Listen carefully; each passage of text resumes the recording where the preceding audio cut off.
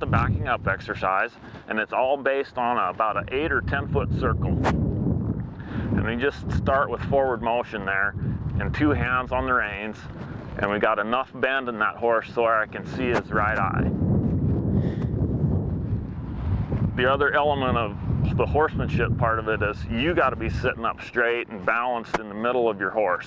So when you have motion, even though we're going to a circle type direction, it's real easy for me to just kind of lean in here and help my horse wander around this circle, which isn't proper horsemanship, and it doesn't put you in a good position to be training. So upright, balanced. You got to have your feet involved to help encourage motion. Some horses obviously are going to want to go more and faster. Other horses are going to want to be kind of lazy and plod along. So there's a balance there of finding what it takes to keep that horse going. You want to set the cruise control so that you get a nice steady foot pattern where they're just walking consistently, and you've got that bend where you can see the inside eye. As simple as that sounds, you'd be amazed how many horses have trouble walking a perfect circle, okay? And a lot of times it's kind of like driving on an icy road. The more you help them, the worse it gets. You just end up serpentine all the way around, or you cut the corners and then you're fixing it because you're overcorrecting. So I want you to try to find that middle of the road where you're holding the wheel steady and you kind of let that horse find its way around that circle to where you're not over manipulating. So that's the first part. Once you get the travel and the arc, everything's correct going around. Now the trick here with your hands is, you see how my hands, I've got my palms down towards the ground, and I've got a little bit of contact with both reins. He's not just completely thrown loose where he can escape that circle.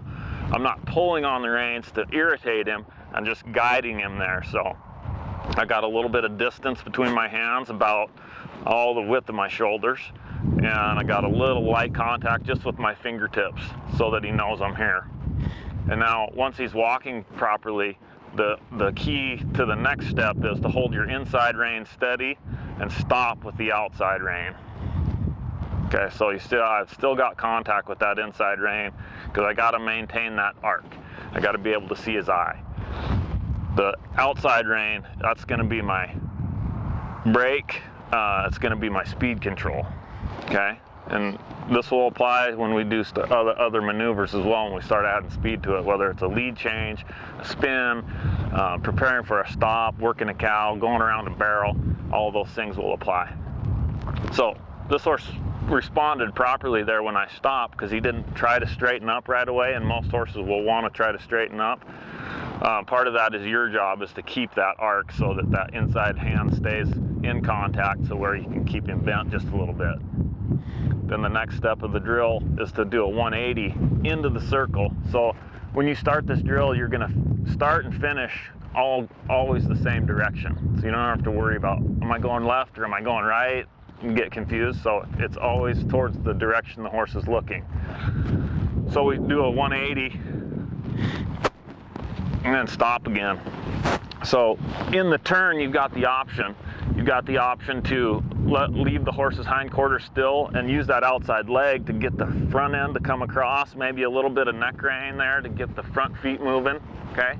Or you can step that horse's hip around, keep its front feet still, use your inside leg to move the hindquarters, okay? But everything up here stays the same. The front end doesn't change. You still have that bend, you can still see that eye. You're just working on the individual parts like I talked before, okay? Where was I? Oh yeah, this way.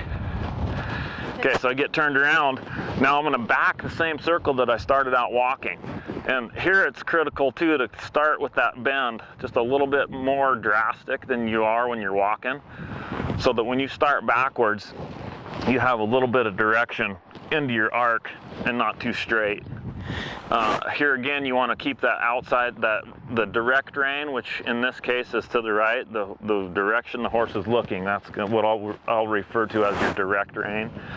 And then add some indirect rein, just in a little bumping motion to start him backwards. Now he's really pulling on my right hand. Sorry. He wanted to get straight. He didn't want to stay bent there. Okay, so that just tells you that he's got a bit of a stiff spot. I'm going to allow him to take a couple of steps pulling against that rein, but then when I stop, I'm going to bump that rein a little bit and just remind him, hey, when you feel pressure there, when you feel contact, give me that nose a little bit, okay? And then we'll go back again with the indirect rein. Now I'm getting off my circle. See how that happens? So now I got to redirect, and I'm going to just bring his front end out, get him pointed back in my circle, back over there. And it's good to have a visual. Like, this ground's pretty fresh, so I can kind of see my tracks. That's a real critical piece in your drill, so that you maintain some parameters of where you want to be. Otherwise, you'll end up wandering all over the arena, and really it's not as productive because you don't have that precise control. Okay, so we go back to backing. And here again, I'm got some distance between my hands. I got a little bend to the right. I'm gonna bump that indirect rein. Okay, so he doesn't want to back on that arc, so I'm gonna use my right foot a little bit to keep those hips moving towards the perimeter of my circle. Okay, and here it's a little bit of adjusting as you go. Get a couple steps back, get a little direction. Get a couple steps back, get a little direction. What's your inside rein doing? This one, that's the go button. That's the gas pedal. That's yeah. Okay. So if I need his shoulders to move to the outside, I can bring that in to help that front end stay out there so that his back end can find the perimeter of our circle. A little bit of leg here will help that too, but mainly that indirect rein is just when to go and when to stop. So back up some more. I'll use a little bit of leg to just kind of help him find the circle. What you don't want to do is you don't want to get to just pulling on that direct rein, trying to get him to do everything here. See how he gets bound up, and then I end up in the middle of my circle, and it's not where we want to be. So it's a good critical that you use both hands and your feet to help guide the horse around there. The further along the horse is, the more fluid this whole drill should be. You should be able to start and finish all in one motion. The greener the horse is, the more trouble the horse has responding to moving those body parts, the more you're gonna have to stop and readjust and make those minor adjustments along the way. So you don't have to do the drill all at once. Okay, so a couple steps back and then let the horse, have a little bit of reward. Kind of get him on my circle. That wasn't too bad, okay? He's a little bit elevated, not really breaking at the pole as much as I would like, but at least we got a little bit of traveling in the right direction.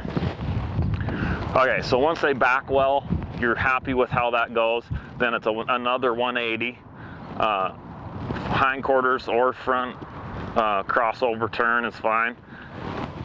Help him find that circle and then walk again. And then it's right back onto the same path you started. Okay?